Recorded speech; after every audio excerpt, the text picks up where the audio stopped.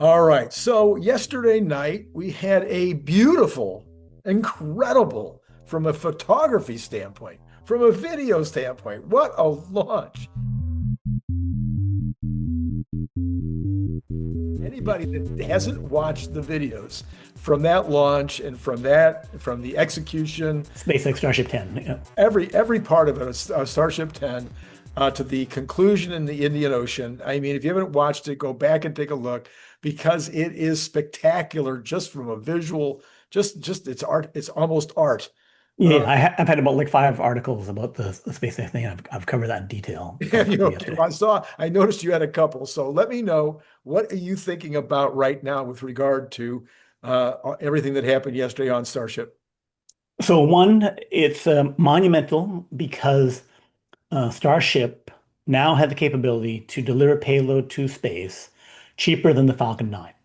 The Falcon 9, even though you're reusing the first stage, I can reuse nothing from the Starship. I can lose the booster. I can lose the Starship. But because I can take up 100 tons or 200 tons of payload, if I load it up, right? That means that it's at like 600 to 500 bucks per kilogram to go to orbit with that. And they did to push out the dummy satellites. So they can push out real satellites by just going up there. So one, it's now a step forward in terms of like, half that cost, which was a huge leap from like Falcon 9 going to reuse the thing. So that's already a huge level. And they've done 3 for 3 reusing the booster when they tried.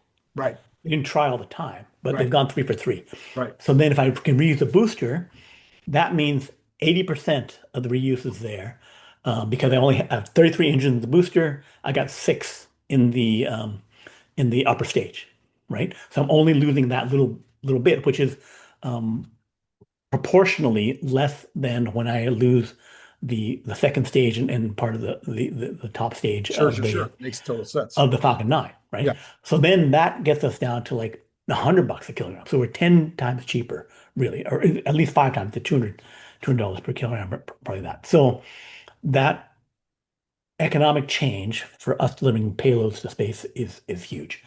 Um, they won't fully do that for the next few launches because they'll do another semi-test launch. They could push out live satellites next time because now the reason they weren't going to orbit was because they wanted to prove they could relight the upper stage engine to right, deorbit. They didn't want to like get into orbit right. and then not be able to get out of orbit, without blowing up or doing something crazy, right?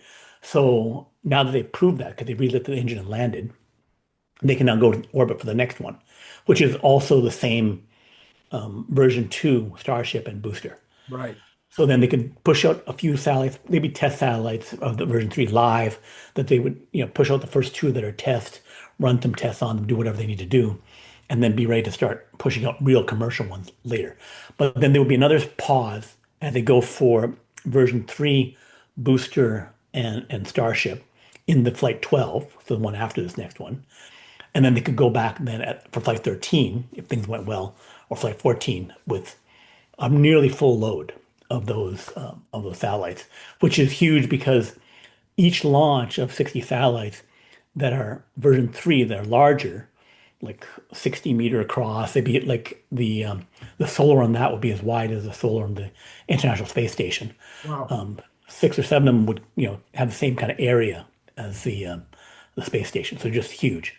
And you have to launch 60 of them, so 10 times the area square meter of stuff for the version 3. Um, each one has 5 times the bandwidth of a version 2 mini. You'd be launching 3 times as many. You could be launching, 15, 20 times as much bandwidth as the one load of a Falcon 9, just in one launch. And also the new capability being bigger, more antenna would mean better service direct to cell phone, which they started out doing.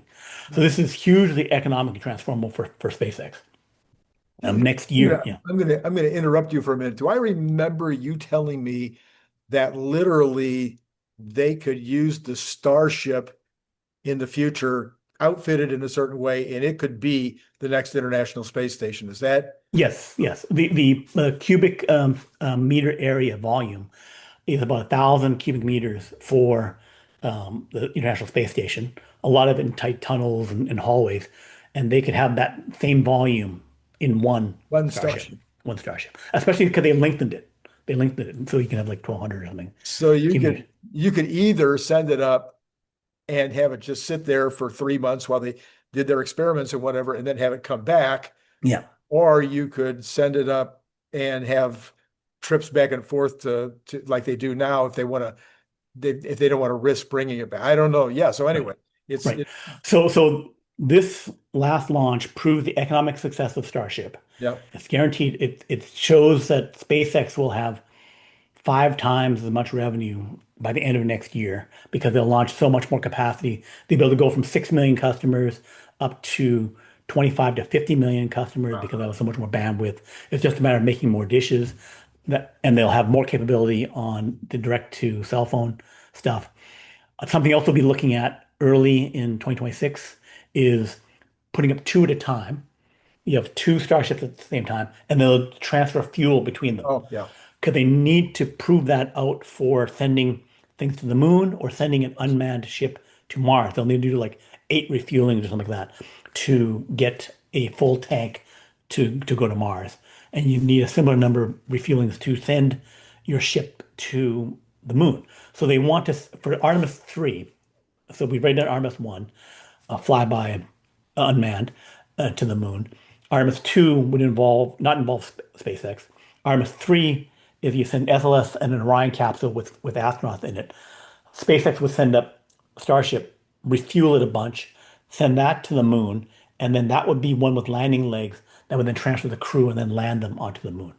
So, although I think they may only do some orbiting thing, I think for Artemis 3. I'm not sure if they're going straight to landing, but it's something that's required late 2026 or 2027, probably 2027, right? So those refuelings will become very, very common. We'll see that a lot. Okay. So we'll see a lot of version 3 satellite deployments, and we'll see like they want to get to a weekly cadence. So we could see like 40 launches of Starship next year. They had the capacity by adding new launch towers in Florida, in the Cape. I think they're adding, converting 2 there. They have the 2 in Texas. I think they were saying that they could get to 120 launch capacity. I think they're approved for that, but in Right. theory, with all those launch towers, they could do that many. So that would be over 2 launches a week when they get to that cadence. And the